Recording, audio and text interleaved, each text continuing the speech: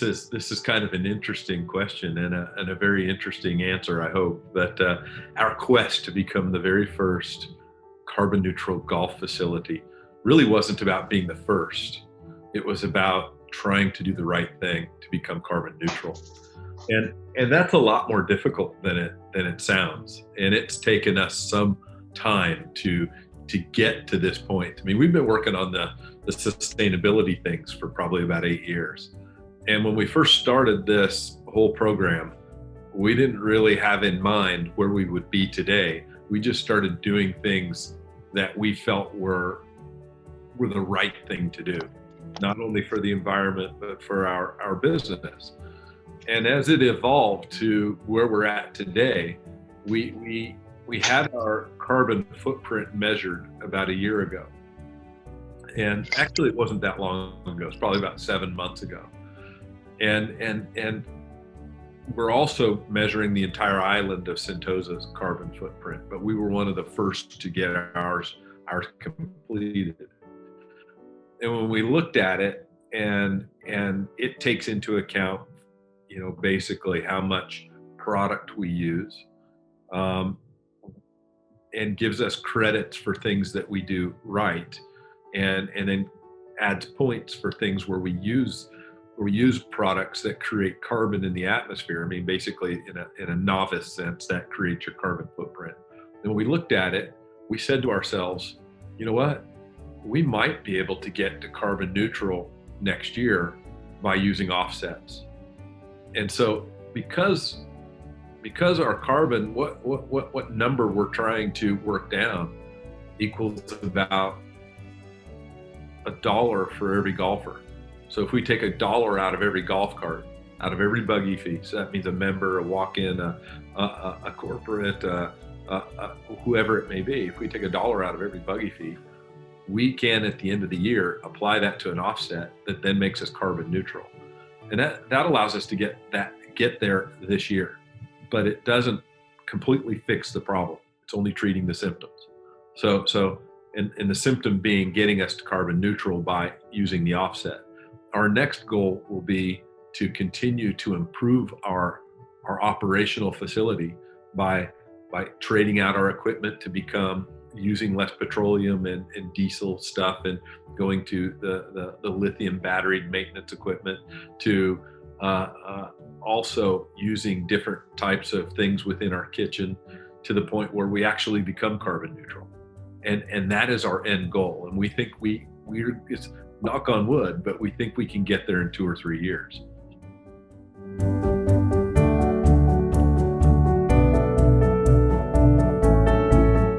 So when and how did all the environmental initiatives kind of take over? Well, we started, as I say, about 8 years ago, just doing little things that have added up. But about 3.5, 4 years ago, we were sitting around the table doing our annual yearly planning exercise. And when we do that, we kind of lay down the roadmap for this year, next year, the year after. And we kind of put together usually about a 5-year master plan. And that master plan is our vision on what are the things we're going to try to achieve this year, and what do we need to budget to achieve those things.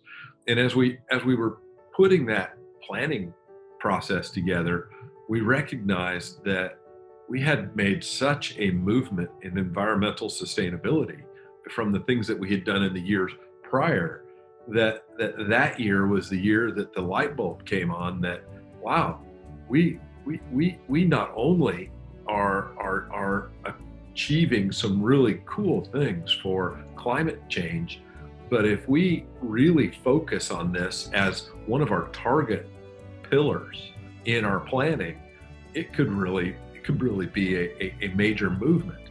And not only did we start looking at that year, but then we looked at years beyond that, when was the right time for us to join with the Geo Foundation. And we had lots of discussions with the guys from Geo, even at that time, but we didn't really think it was the right time for us to join.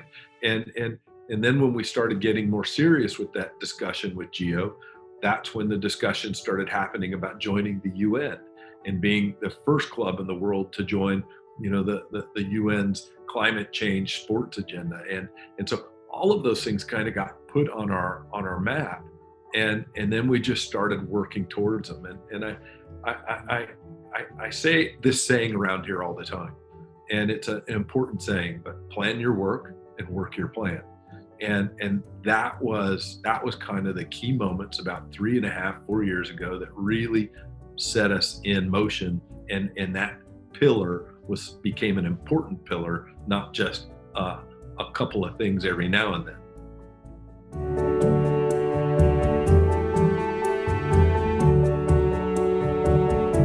The island of Sentosa, we're really lucky. About 1 year ago now, we were gifted to get a new CEO, Kuyang, and we had already hit the ground running with our environmental initiatives. I mean, we're working hard towards these goals that we'd set to ourselves. But our new CEO, as she looked at the entire island, this became one of her main pillars, not because it was one of ours, but this was really important to her. And so we have hired a sustainability officer at SDC, and there's now a whole sustainability department that she's helped create. And as she's begun looking at how can the island become an entire precinct, not just a golf club, how can all the hotels and everything on the island work towards becoming carbon neutral? And they've set a goal of 2030, and so we're running way ahead of them at the moment with where we're at, but they're catching us fast because they got a whole group now working at these things, and we're just golf guys. We don't really know what we're doing.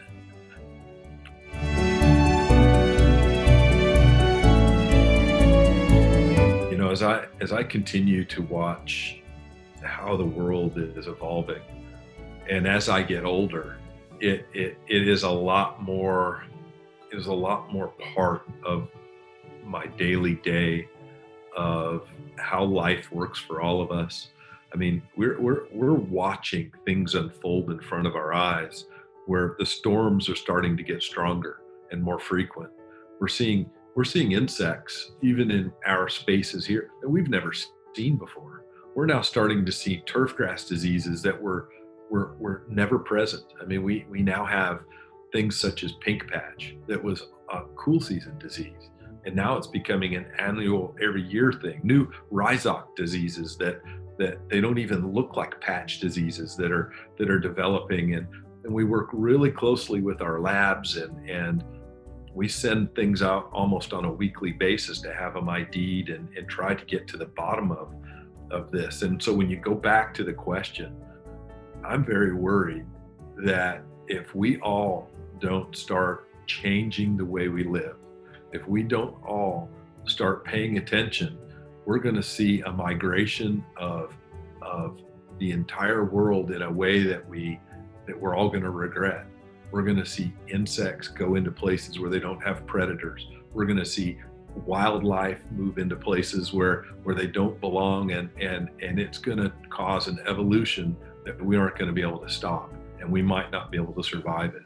So that's a bit extreme, but that's what I see when I look at it now. It is funny because you asked this question 20 years ago when we talked about climate change. I thought it was I just thought it was a media thing. I didn't really think it was real. I'm so convinced it's real now. I think if clubs like us don't do the right thing and show the world how easy it is to do the right thing, we're all going to regret it.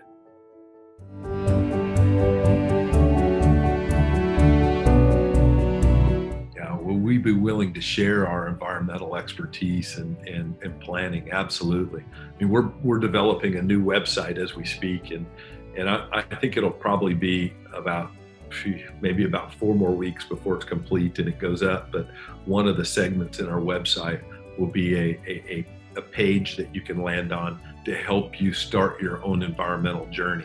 And it doesn't cost anything. It just gives some bullet points on some of the things that we're doing that you might want to consider doing. Not only are we willing to share, but we want to share. We want everybody and everybody may have a different approach, but if everybody does something, it will make a difference. And I think golf could be one of the leading vehicles for carbon sequestration, for climate change around the world. And when we get looked at all the time as elitists, and when we get seen as a vehicle for climate change, I think it'll change the way people see us.